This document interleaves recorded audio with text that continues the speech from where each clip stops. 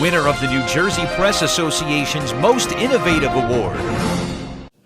Welcome back to Greater Media Broadcast News. I'm Susie Shea, bringing you the top headlines in Central New Jersey. Here's what's going on in your neighborhood. NJ Transit trouble, murder indictment, McCarrick School closes, country music craze, and medical murder. Some NJ Transit commuters are unhappy with the transit agency's plan to raise fares and cut services in the area. NJ Transit is proposing a 9% fare increase, along with the elimination of 2 trains and a number of underperforming bus routes. At a recent public hearing in Freehold, critics said raising the fares would strain household budgets. And environmental advocates said these changes would cause more traffic for locals and higher levels of pollution, as more people would resort back to using their cars. NJ Transit representatives said a $50 million deficit was a determining factor in the proposal, and discounts for seniors, customers with disabilities, military personnel, and students would remain unchanged. This is the first proposed fare increase in more than 5 years, and an official decision will be made in July at the earliest. For more on this story, see your Greater Media newspaper today. And here's Mark Rosman with more headlines. A special event will take place on the campus of Monmouth University in West Long Branch on May 31st. In 2008, Nicole Toscano of Howell lost her mother Cleo to pancreatic cancer. This week, Nicole will host the 6th annual Cleo Toscano Memorial Walk, which has raised more than $500,000 in the past 5 years. The event is a partnership with the Lustgarten Foundation, which raises funds that are used for research into the disease, which is the 4th leading cause of cancer deaths among men and women. According to the Lustgarten Foundation, pancreatic cancer is a silent disease with no early warning signs. Registration at Monmouth University for the May 31st event will be held at 8:30 a.m. and the walk will start at 10.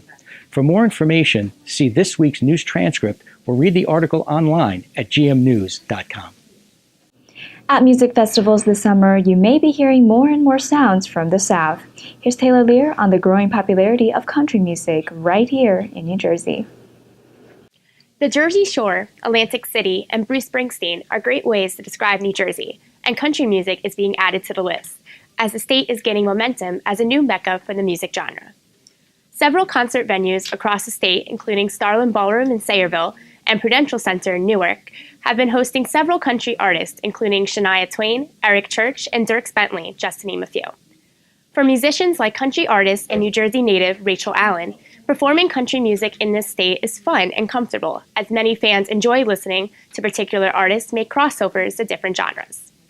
The variety in sound with country music is a major factor that contributes to the genre's popularity throughout this area, according to Mike Brophy, program director at Country 102.5, a Greater Media radio station in Boston. To read more about the rise in popularity of country music, check your local paper this week. And here are the headlines you need to know. The former Roosevelt Care Center building in Edison may be receiving some care of its own. The building is not in operation, but has been declared as a historic site. With the township declaring the site as in need of rehabilitation, it could qualify for state tax credits. A Monmouth County grand jury returned a 4-count indictment charging a Long Branch man for the 2013 double murder of a couple. Carlos Menjivar is currently being held on $2 million bail.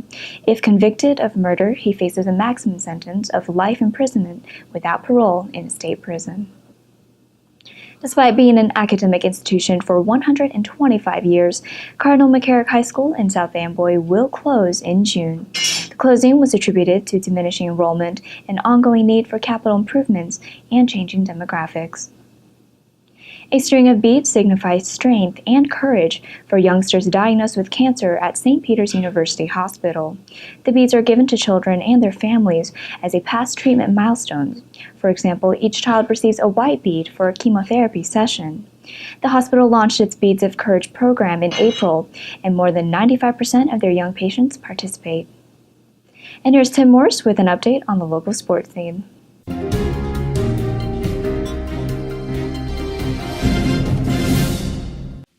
At this time of the year, there are very few softball teams that are good enough or fortunate enough to still be playing ball. Most have handed in their uniforms. But for those select teams still suiting up, there are championships to be won. It is no surprise that one of those teams in pursuit of a championship is Middletown South High School. Under head coach Tom Erbig, who registered his 700th career win with the program earlier this year, the Eagles have won every championship available: Division, County, Conference, Central Jersey, as well as 4 state championships. This year's club is a fine 22-4 and sparked by pitchers Maddie McMahon here and Tiffany Lambert. The Eagles play solid defense behind their aces as well.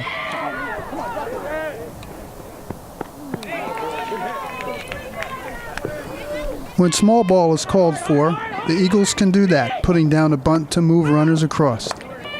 The offense has dangerous hitters throughout the lineup. Julia Barr here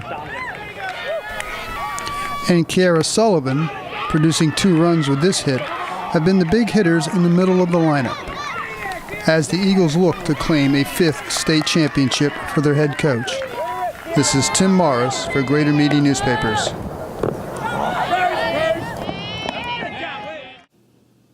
The merger of 2 healthcare systems could expand services and care for Central Jersey residents. Here's Kayla Marsh. A merger between 2 healthcare systems could provide residents in 7 New Jersey counties with a greater geographical reach to advanced care and expanded services. Hackensack Meridian Health, which would be formed in a merger of Meridian Health and Hackensack University Health Network, will create a network of 11 hospitals from Bergen County to the Jersey Shore, including Raritan Bay Medical Center in Old Bridge, Riverview Medical Center in Red Bank, and Bayshore Community Hospital in Homedale. For more information on the merger and the participating health network, check out this week's Hub newspaper. For more in-depth coverage and additional stories, see your Greater Media Newspaper Today. Keep up with the latest headlines by liking us on Facebook at facebook.com/Greater Media Broadcast News or by following us on Twitter at GMedia News. I'm Susie Shea. See you next time.